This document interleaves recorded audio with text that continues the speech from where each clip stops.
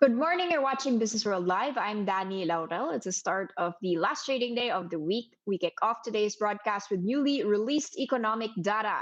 Inflation eased to 4.6% in the month of October. That's from 4.8% in September. The Philippine Statistics Authority says the main source of the downward trend in the October Consumer Price Index was the slower rise in the prices of food and non-alcoholic beverages. Now, on the other hand, higher inflation was recorded in housing, fuel, transport, and health. Year to date inflation stands at 4.5%. That's higher than the government's target of 2 to 4%. Bangko Sentral Governor Ben Diokno earlier said there are no clear signs of emerging second round effects of inflation. In fact, he says the inflation outlook is manageable, and this is among the reasons why the BSP has vowed to maintain an accommodative stance to support economic recovery. Meanwhile, the PSA also released another set of economic data this morning, and that is trade. External trade continued to grow in September month on month, but at a slower pace. Exports grew 6.3% in September. That's lower compared to the 18.9% growth in August. Meanwhile, imports jumped by 24.8%, slower than the nearly 31% growth recorded in August. And Metro Manila is now under alert level 2 following a last minute announcement from Malacanang last night. More establishments are allowed to reopen under alert level 2, but gaming establishments and other betting establishments are still not allowed to operate except if authorized by the IATF or by the Office of the President. Meanwhile, amusement parks, concert halls, and playgrounds are allowed to operate at a maximum of 50% indoor capacity and 70% outdoor capacity. As per usual, indoor venues will only be allowed for fully vaccinated adults and minors under 18, even if unvaccinated. All employees of the establishments must also be fully vaccinated against COVID 19. Notably, residential gatherings of people not belonging in the same household is also allowed under Alert Level 2. Starting December 1st, alert level assignments shall be determined every 15th and 30th of the month.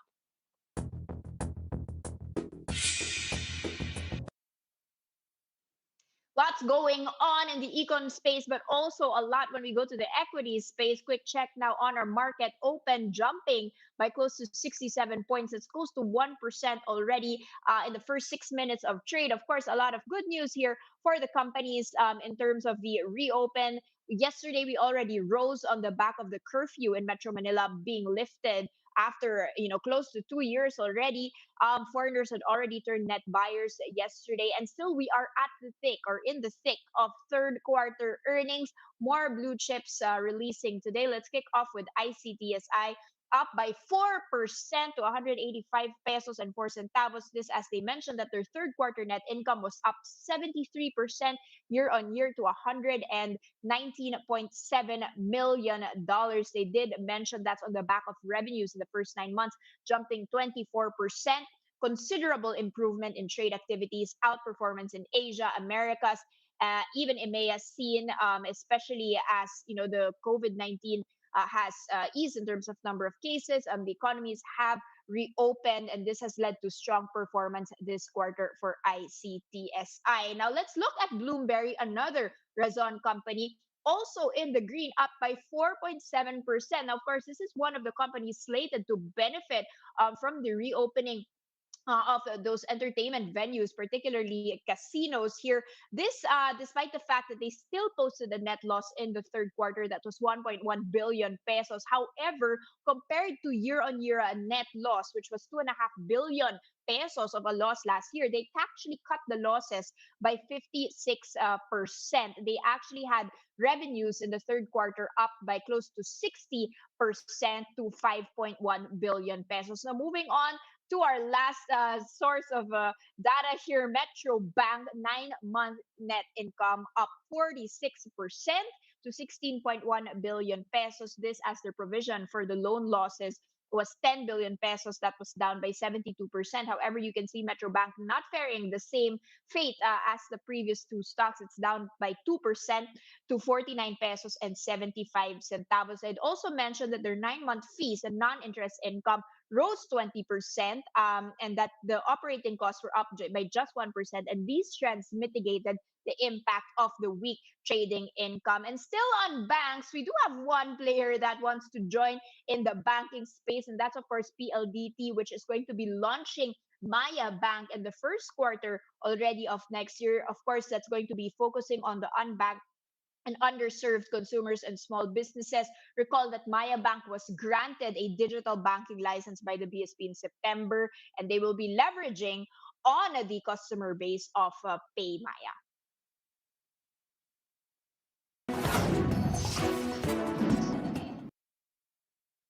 Checking in on the biggest headlines, the Philippines AirAsia says the reopening of leisure travel for most parts of the country is signaling the beginning of a recovery for the tourism industry.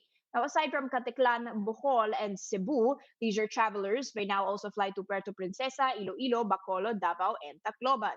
This, as such destinations now only require vaccine cards in lieu of RT-PCR tests or medical certificates. However, in its October 19 analysis, the Center for Asia Pacific Aviation said that within Asia, traffic is forecast to be still nearly 90% below 2019 levels for the entire 2022. For its part, the Philippines AirAsia said it logged a 50% increase in seats sold in October, while the load factor also grew 76%, with Boracay, Cebu, Tacloban, Bohol, and Iloilo as the leading destinations. And the Board of Investment says it is unlikely to meet its target to approve 905 billion pesos in investment pledges this year. That's on the back of muted investor confidence due to the recent surge in COVID-19 cases. BOI Managing Head and Trade Undersecretary Seferino Rodolfo said less than 400 billion pesos in pledges were approved as of last September. Meanwhile, another 200 billion pesos worth of pledges will get a go signal before the year ends. That is still far from the target for this year, as reflected in the General Appropriations Act. Rodolfo said the board will, quote, definitely need until the first or second quarter next year to meet the 2021 targets.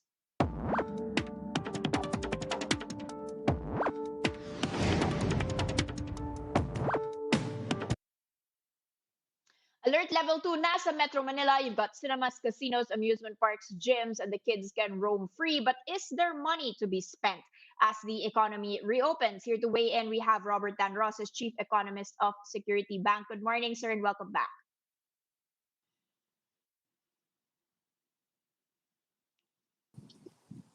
Sir Dan, are you Morning, there? Danny. Hi, yeah. Sorry. I was, No worries. yeah, Sir, right. a lot of things that are weighing side this morning, a lot of Mm-hmm. optimism here that makes us forget that there are, of course, some risks still on the table. We just had, the unemployment figures of September higher than what we saw in the month of August, which was Mm-hmm. a little bit surprising considering we were out of ECQ naman.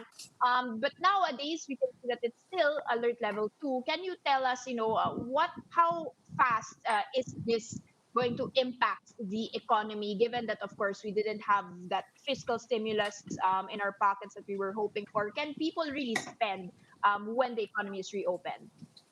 Well, I would think that there's some pent up demand already, and that emanates from some pent up savings that people probably would have been able to um, set aside starting last year. No, it might not be that much, given the extent of the unemployment figures that we saw last year. No, and what's the reason why I mentioned last year? No? Because on net year to date, actually, unemployment has actually relaxed a bit. No, employment for Mhm. that matter has already gone up 5.7% year to date. No, so that's good on the spending front. Um, the unemployment rate that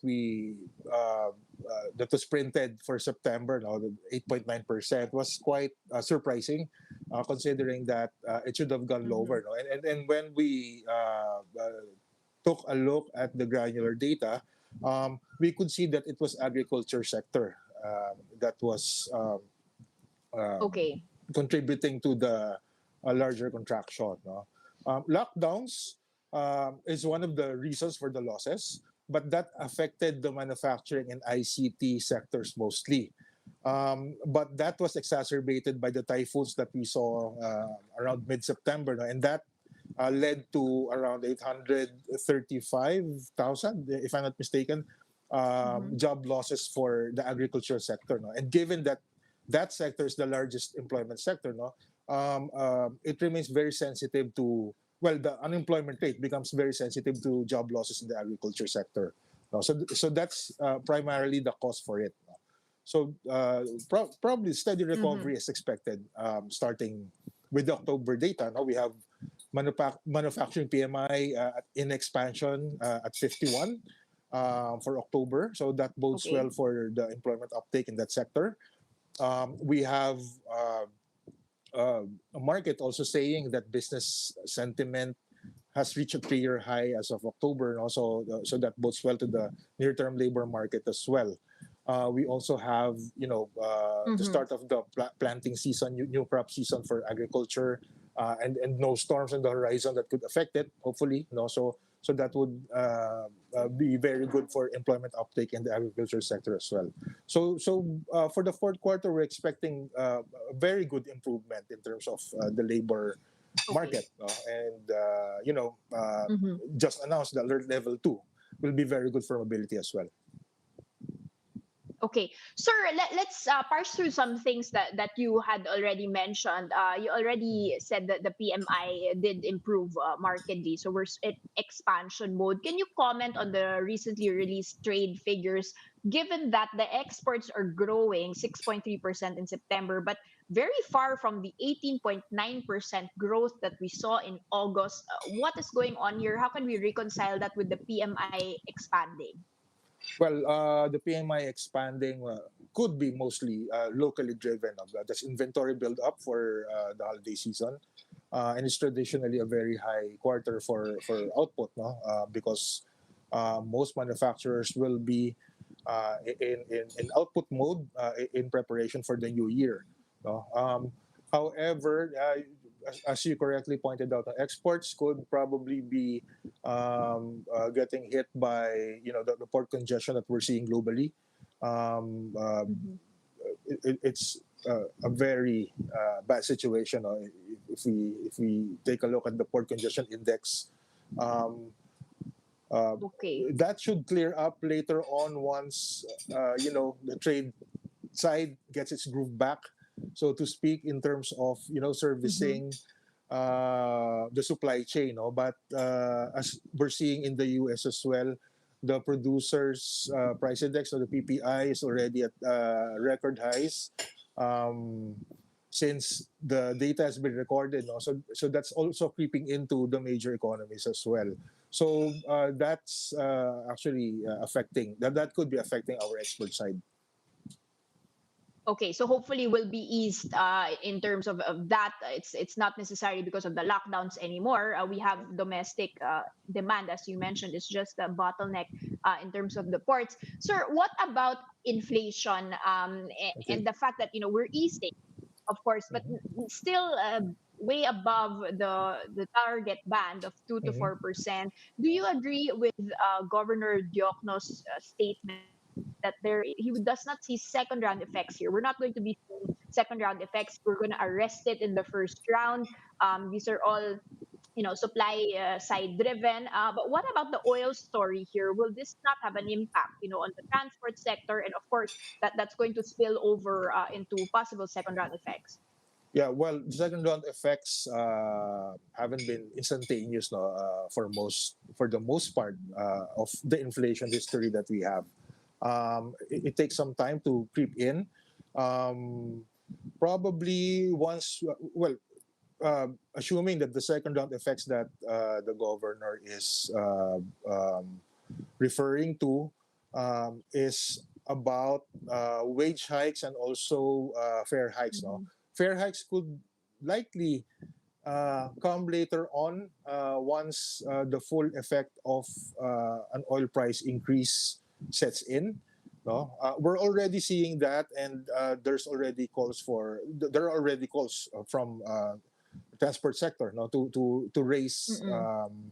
uh, the fares, no, and what the government says is that they could subsidize it via the excise tax that we're collecting from the oil companies as well. No? So Mm-hmm. that sort of offsets the possible second round effect from the fair side. No? For the employment side, no, given that most businesses are still in recovery mode, they cannot afford to uh, raise wages at the moment. No? So probably the second round effect coming from wages might not be in the offing yet. That could Okay. likely come once growth becomes stable and that we see pre-pandemic growth begin by the second half of next year. No? So yeah, so inflation. It's a very difficult forecasting environment on the inflation side lately, Mm-hmm. given that there's a lot of external factors going on, no? Namely the oil prices. No? But demand seems to be back. No? I think if we take a look at the core inflation, it has accelerated slightly by Mm-hmm. 3.4%. No? Mm-hmm. So despite the fact that headline inflation is going down, core is going up only by 0.1 percentage point, but still, Okay. yeah, that means that there's an upward trajectory there. My demand side pull na. Sir, what is your opinion on, we've always heard from Secretary Dominguez that Mm-hmm. the time to release fiscal stimulus is when we reopen the economy. Diba? It wasn't useful when the economy was closed. What should we be gunning for here, especially as we're ending the year? We're waiting for the budget to be approved. There's going to be a lot of election spending, possibly delaying some structural reforms as well. What is needed to keep this momentum going, especially now that we've, at least for the time being, arrested the number of cases in COVID? Yeah, well, I think as far as the budget is concerned, because we have restituted parts of the Bayanihan too earlier this year, no, I don't think a direct stimulus is possible at the moment. No? So that's why Okay. there are legislative measures. I mean, Bayanihan 3 already in Congress, active in Congress.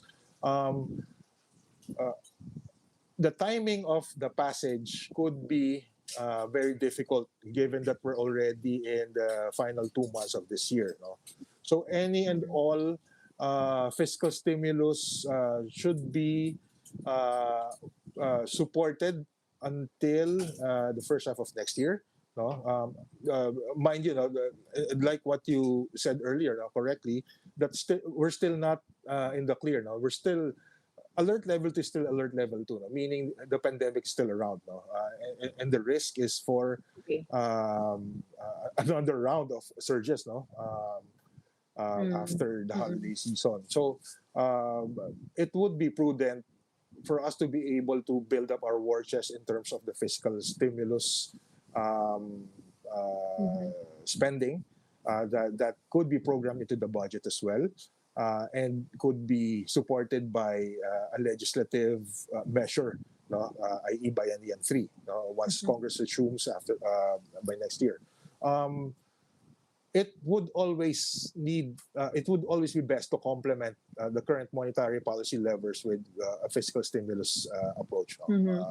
Uh, that sort of oils Okay. the wheels of the economy. Okay, but wag muna gastusin lahat. For now, there are still some risks Yeah. on the table. Sir, final question, Mhm. GDP outlook and projection for the third quarter now that we actually have most of the data in. Mhm. Well, uh, our figure is around 10.4% year on year for the third quarter. No, that doesn't mean that it's spectacular. No, it's just the math. Okay, Um, that factors in a right. sequential decline of household consumption by around 27 billion so far. No, that's coming from a Mm-hmm. decline of 26 billion in household consumption in the second quarter. No, so that should lead to and that's exacerbated further by a seasonal decline in the GDP, which happens every first and third quarter. No? So this third quarter, GDP is expected to be lower talaga on net. But we have favorable base effects from last year. if you recall from last year, second quarter, third quarter, relatively flat. So that could have an effect towards the reading. No? It's a very wide space at the moment if we take a look at the analysts' projections. So, Mm, um, correct. yeah, so it could be 10.4 from our estimate. It could be around Mm-hmm. 4%, 5%. No, but it's just billions. No, that's just the difference. Um, uh, Okay. but one thing is clear for us. No, with all the data coming in, the fourth quarter should be better. No, so. Mm-hmm. Likely full year could be around 5.1%, no, the upper end, slightly exceeding the upper end of the government's target. Okay, so even more optimistic from the government point of view there, and hopefully we meet that with double-digit growth. Growth, if you can call it that, from Yeah, last year. Thank you so right. much for those insights, Robert Dan Roces, Chief Economist of Security Bank. Thank you very much. And that's the first look into the business day. Today is Friday, November 5th, 2021. Catch Business World Live for the market close. That's at 3:15 p.m. today. I'm Danie Laurel. Mask on, wash hands, stay safe, Philippines. We are One News.